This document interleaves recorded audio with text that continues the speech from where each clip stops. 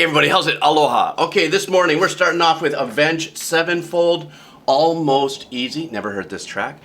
Having a blast, kind of drifting. If you notice how I've drifted a little bit in my choices, don't worry. I'm going to get back into the doomcore and the heavier stuff. And, you know, I just kind of like to glide through, you know, kind of like, you know, it's like a meal. You got to have a little bit. The main course is always going to be rock and metal, but every now and then you dabble, you drip out there and you go, hey, that's trippy. What if I mix a little bit with this?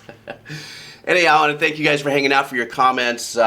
This is a track that came up a few times, but if you feel there are other tracks from this band that I need to hear, please don't forget to leave those in the comments and stuff. As you guys know, for those of you who are my subscribers, for those who don't, channel is not monetized when I do these videos. If you see the ads pop up, copyright claim. So they don't do anything for my channel monetize-wise. If you want to support the channel, you support me. And even support some of the things I do for the kids. You can always buy me a cup of coffee. That link will be down below. Okay, anyhow, all that being said, let's get this going. I'm trying to talk less at the beginning so I can do more in the middle. All right. Avenge Sevenfold, Almost Easy. All right.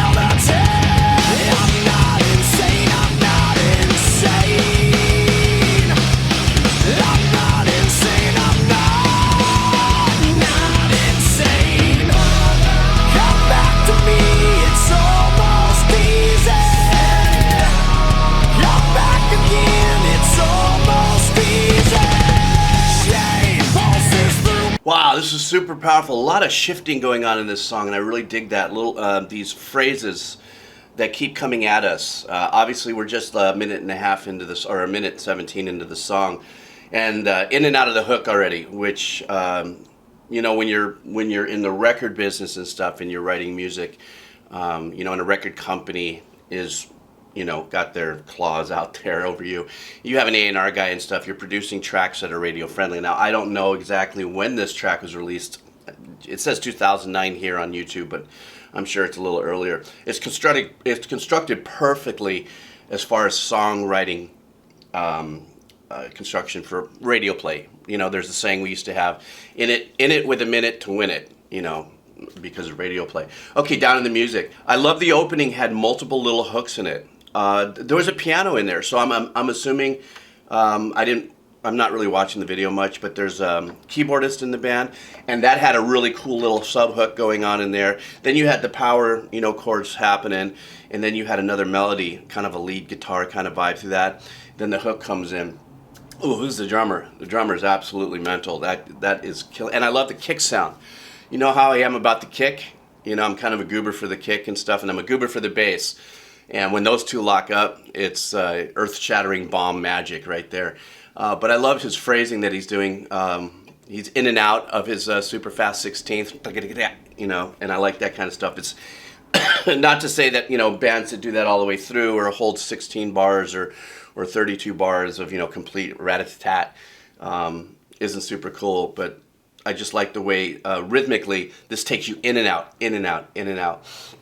Then there's that turnaround where I think he was saying, I'm not insane or I'm not crazy and stuff, where I thought for a second that was the hook, and it was kind of a nice breather in the composition. Then they hit you with that hook, and the hook has some great harmonies. This guy's a super sick singer, and but I just wanted to do that really quick, that kind of get that kind of base of my thoughts and stuff out of the way, and then now I'll pick up on more nuances as we move forward. All right. It's almost easy. You're back again. It's almost easy. Shame pulses through my heart from the things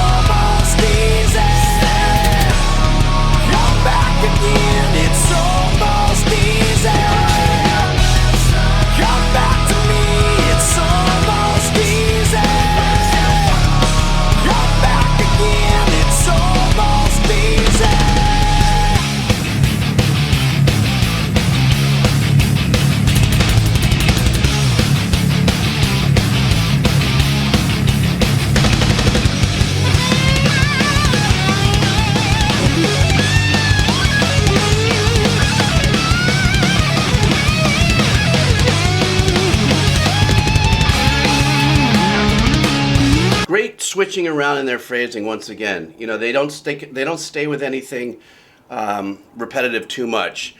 Now, obviously, when the vocalist is doing his verse and stuff like that, you know, they're repeating the phrase. So that really was like intro, first verse, pre-chorus, chorus, small turnaround, second verse. Now the verses actually have, what I loved about the second verse that I heard, maybe I didn't pick up on it in the first verse, is that halfway through the first section of the second verse, there was one pattern, and then the second half of the second verse, they shifted guitar patterns. Okay, and then they had that really super cool, chill you out kind of phrasing or wraparound pre-chorus that I had mentioned before.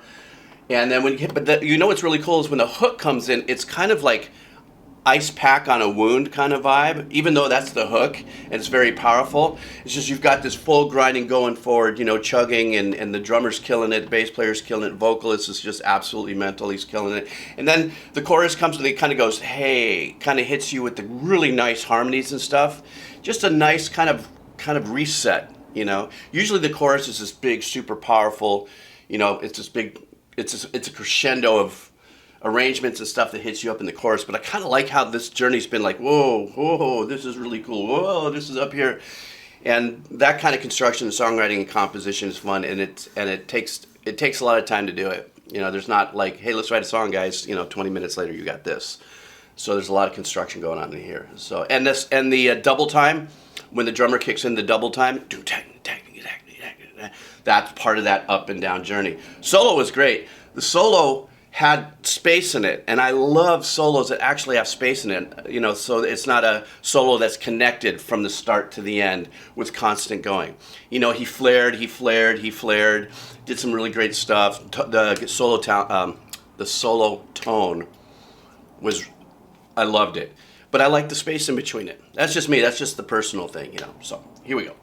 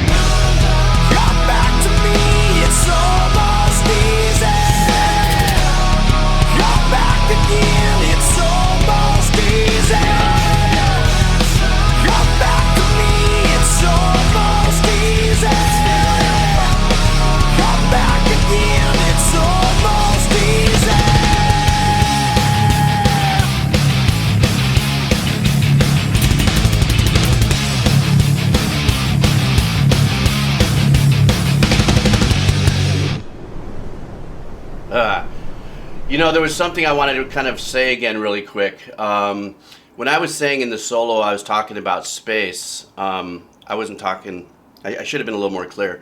He was holding notes across it, but in other words, it wasn't and on and on and on and on. I just like the fact that when he held those notes out long, you know, he sustained the notes. He would do a phrase, sustain, phrase, sustain. Once again, I'm going to goober on the bass like I do because I'm the bass goober master. There's just something to be said about bass. You know, it's such an integral part of the band, yet a lot of time in the listener's ear, especially if you're the pure listener, which 90% of you are, it is an additional arrangement, but it's such an important part of the band. And what life the bass adds to a track is so, what's the word I'm looking for?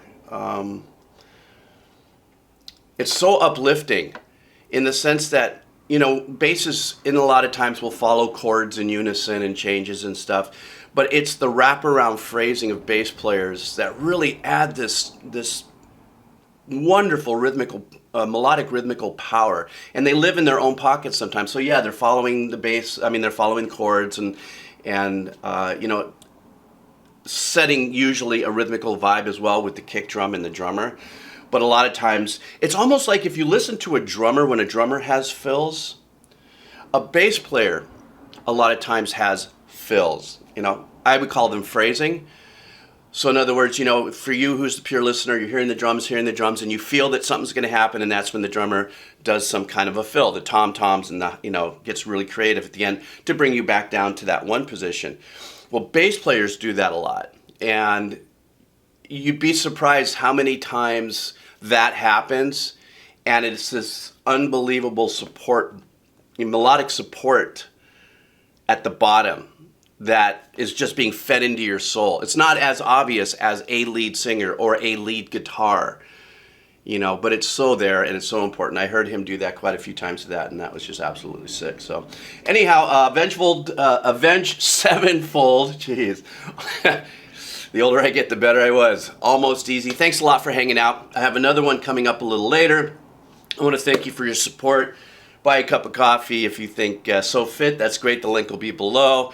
These are AKG 240s. There's a link for that if you guys want to check that out. And I also have a little bit of merch, and 100%, excuse me, 100% of the proceeds from the merch actually goes to the things that I do with the kids. So that's my story, and I'm sticking to it. I'll be back in about 10 hours with another one. All right. All right.